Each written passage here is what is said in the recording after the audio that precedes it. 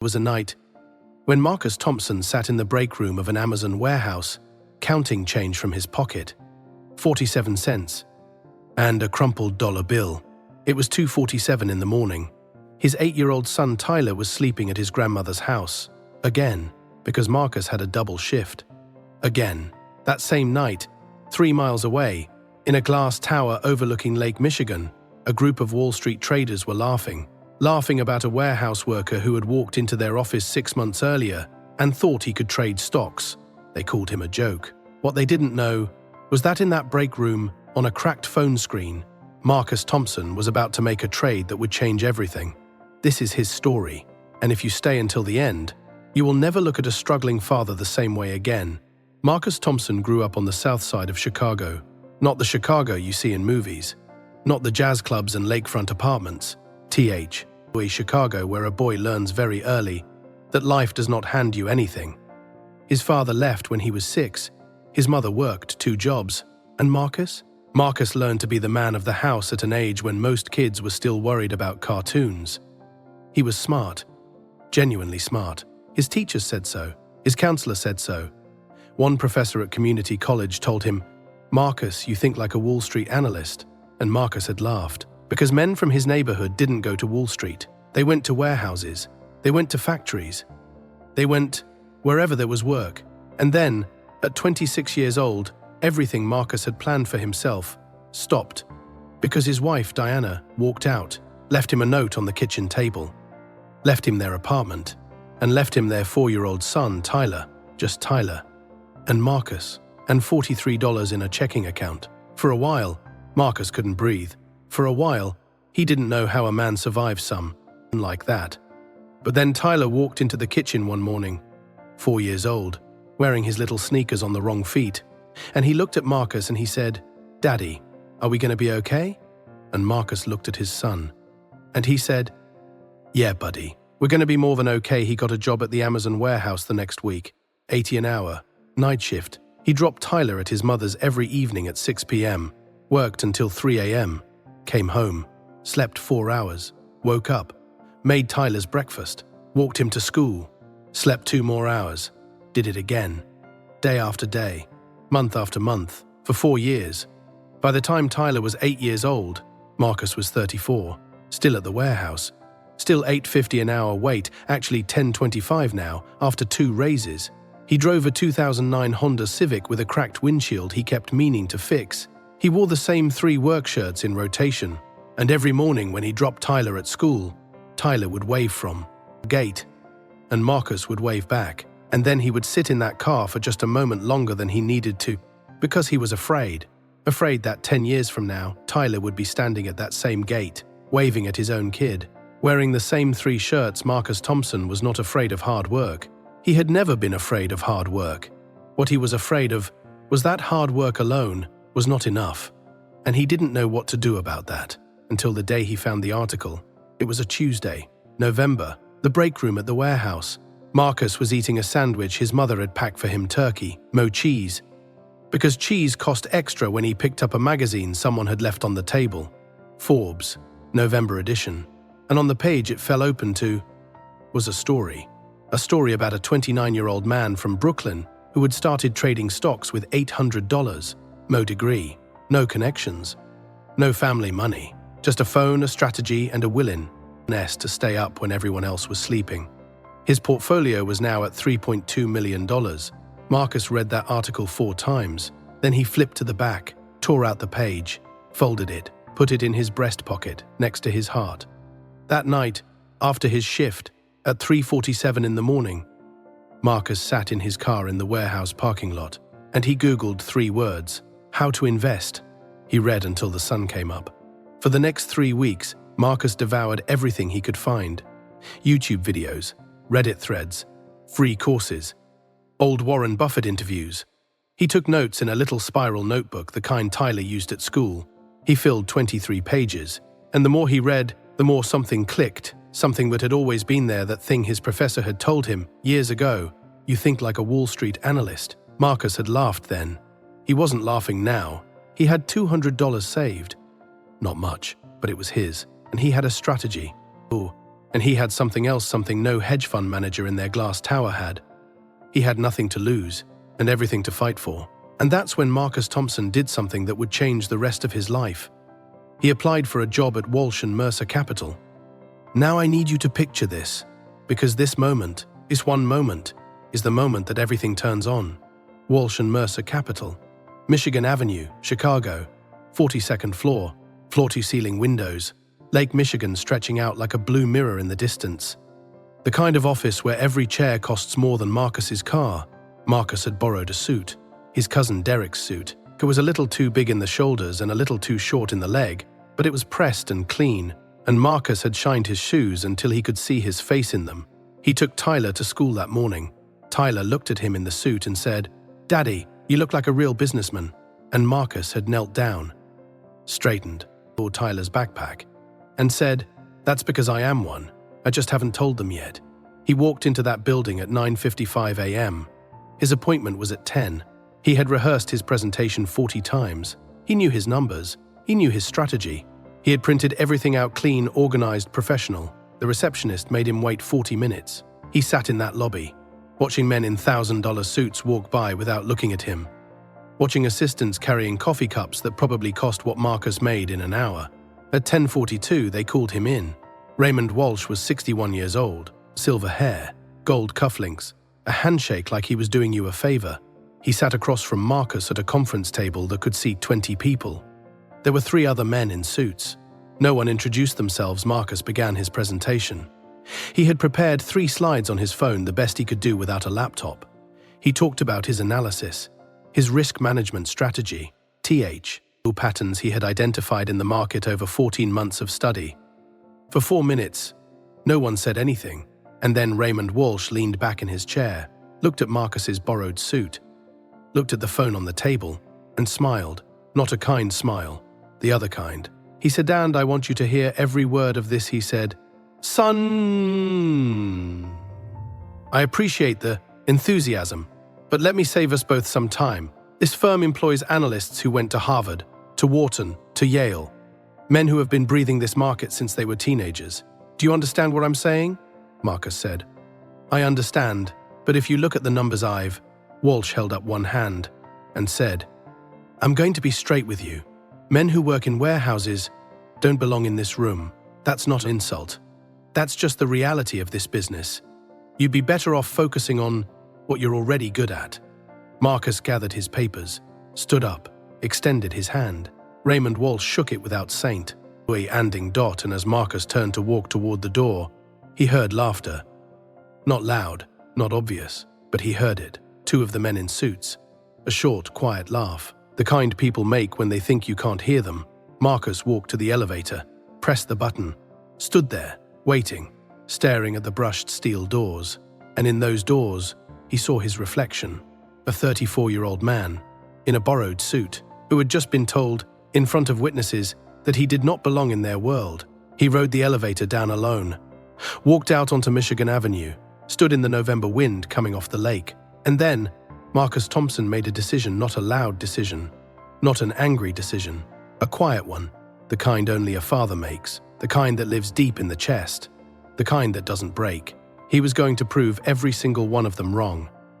But here's what I need you to understand, and this is the part most people never talk about. Deciding to prove someone was there. Dawn goes easy. Staying up at 3 in the morning when you're exhausted. When your back hurts from 12 hours in a warehouse. When your son has a cold and you haven't slept in 2 days. When you've lost money 3 trades in a row and you're starting to wonder if Raymond Walsh was right. That is a different thing entirely. Marcus went home that November evening, picked Tyler up from his mother's, made dinner pasta with the sauce from a jar, Tyler's favorite, gave Tyler his bath, read him 2 chapters of a book about a boy who builds a rocket ship in his backyard. And when Tyler was asleep, Marcus sat down at the kitchen table with his notebook, and he wrote at the top of a fresh page, $200, 14 months. Do the work. He opened a brokerage account that night, commission-free. He studied 3 stocks. He didn't touch the money for 2 weeks, just watched, took notes, learned the patterns week 3. He made his first trade, $50 into a tech stock he had, racked for 31 days. He knew that stock like he knew Tyler's face. In 6 days, it went up 22%. $11 profit. That was it. Not life-changing money. But Marcus didn't care about the money. Not yet. He cared about what it meant. That he was right. That his analysis worked. That his instinct, the instinct the professor had seen all those years ago, was real. He called his son into the kitchen the next morning. Showed him the screen. Tyler looked at it. Frowned the way 8-year-olds frown when they're trying to understand something. And said, "Did you win money, Dad?" Marcus said. "We won money, buddy." Tyler looked at the screen again. Then looked at Marcus and said, "Can we get the cheese for the pasta now?" And Marcus laughed. For the first time in a long time, he really, genuinely laughed. But the road ahead was not all laughter. I need to tell you the truth about what happened next, because this is the part every success story leaves out. On the 2. Marcus lost $40 on a bad trade. He had read the charts wrong. He went back and found exactly where he had made the mistake. Spent 3 nights studying it. Month 3, he made it back, plus 30 more. Month 4, he lost $60. A sudden market correction he hadn't anticipated. He almost quit. He sat at that kitchen table at 4 in the morning, Tyler asleep down the hall, and he looked at his notebook, and he looked at the number on the screen, and he thought about Raymond Walsh's smile. He didn't quit. He studied harder. Now here is the moment I'd been building toward. Because what Marcus discovered in month 5 is something that professional traders don't want everyday people to know. And I'm going to tell you exactly what it was. While the big firms were chasing the biggest stocks, the Apples, the Teslas, the Amazons, Marcus had found something else, something hiding in plain sight. He had discovered that mid-cap stocks in 3 specific sectors, clean energy, healthcare technology, and supply chain logistics, were consistently undervalued during the first quarter of each year. The big money had already moved on, but the fundamentals were strong. And Marcus, with his supply chain experience from 4 years in the warehouse, understood those fundamentals better than any Harvard analyst sitting in a glass tower. Because he had lived them, he knew how the supply chain worked. He knew which companies were actually moving product and which ones were just good at press releases. He knew things that the suits on Michigan Avenue would never know because they had never worked a day in a warehouse in their lives. Marcus Thompson had found his edge. Month 5, up $240. His initial $200 was now at $380. Month 6, up $612. Total portfolio, $992. Month 7, Marcus made a move that scared him. He put $750 into a clean energy. Mid-cap he had tracked for 60 days. Everything in his analysis said it was right, but it was more money than he had ever put on a single trade. He didn't sleep for 3 days. On day 11, the stock moved, up 31%. In 11 days, Marcus sat in the break room at the warehouse, looked at his phone, put the phone face down on the table, put his face in his hands, and cried, quietly, in an Amazon break room at 3 a.m., because the number on that screen was more than he had ever had in his life. His portfolio was now at $2,140, from $200 in 7 months. He drove to Tyler's school the next morning, and when Tyler came running out, Marcus picked him up, held him tight, and whispered, "We're going to be all right, buddy. I promise you, we are going to be all right. Now I need you to stay with me, because this is where the story shifts. This is where everything Marcus had built got tested in a way he never could have prepared." Month 8, Marcus's mother called him at work. Tyler had been in a minor accident at school, nothing serious, a fall on the playground, but he needed stitches. 3 stitches, above his left eyebrow. Marcus left his shift, got to the hospital, sat in that waiting room in his orange Amazon vest, while Tyler got his stitches, while the doctor talked about insurance, while Marcus looked at his phone and quietly calculated whether the copay would leave him anything for the week. And in that hospital waiting room, Marcus made a second decision, not just to trade, to build something big enough that he would never sit in a hospital waiting room doing that math again. Never. When he got home that night, Tyler asleep with his little bandage, Marcus opened his laptop. Not his phone. He had bought a used laptop from a pawn shop, $300, because he needed a real screen. And he drew up a new plan. He was going to reinvest every single dollar of profit, not spend, not save, reinvest, compound, grow. Month 9, portfolio, $6,800. Month 10, he made 3 trades, all 3 hit. Portfolio, $14,200. Month 11, Marcus hit a wall. A Federal Reserve announcement he had not anticipated correctly caused a correction across his entire sector. In 4 days, his portfolio dropped to $11,300. He did not panic. He went back to his notebook, found the mistake in his timing, adjusted his model, and waited. Waited 16 days, then moved again. Month 12. Portfolio, $29,600. $29,600. From $200. In 12 months, Marcus sat at his kitchen table that night, looked at that number on the screen, thought about the break room, the borrowed suit, the elevator, Raymond Walsh's smile. He called his mother, told her the number. There was a long silence on the phone, and then she said, "Baby, your father would have been so proud of you." But here's the thing. Month 13. This is where most people would have stopped, cashed out, taken the win. Marcus didn't stop. He had been tracking a company for 6 months, a healthcare technology company, medical supply chain automation, small company, almost no coverage from the big analysts. But Marcus had spent 3 months studying every piece of publicly available data on this company, every earnings call, every supply chain report, every industry trend, and everything told him one thing. This company was about to be discovered. He put $22,000 into that stock. $22,000, almost everything he had built. He told nobody, not his mother, not his cousin Derek, nobody, because he knew that if he told someone, and they were scared, their fear might get inside him. And he couldn't afford that.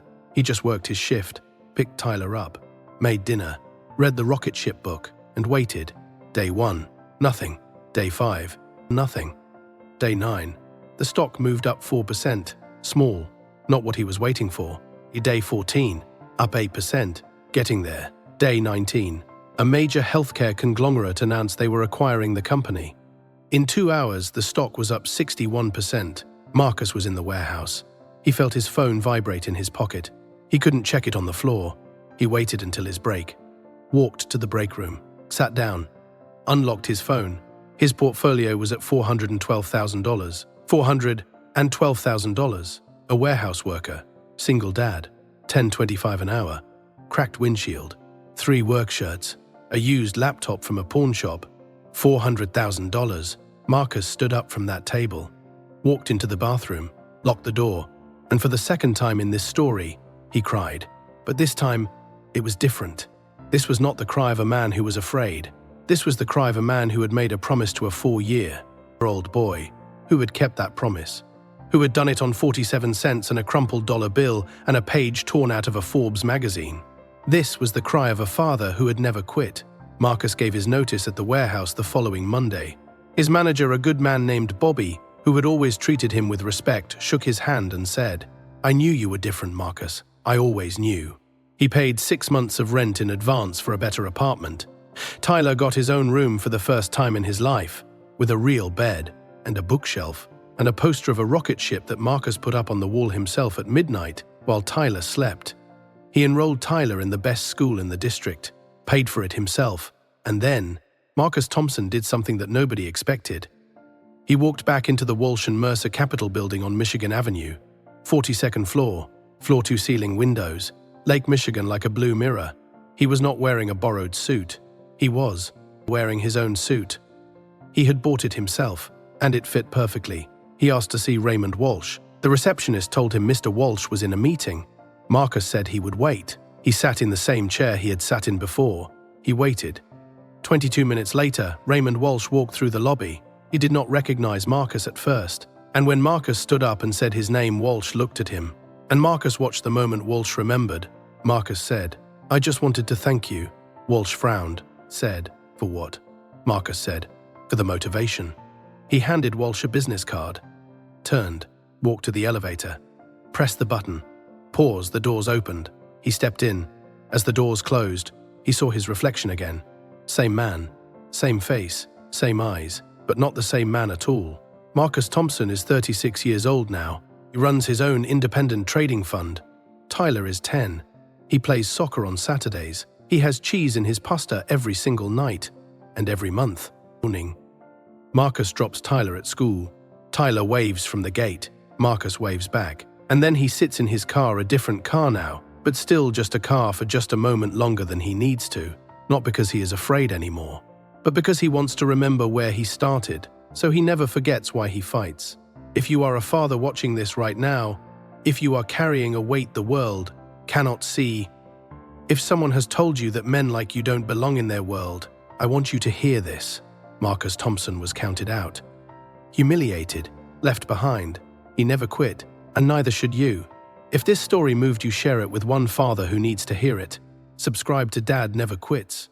Because every single week, we tell the stories that the world forgets. Dad never quits. Neither do you.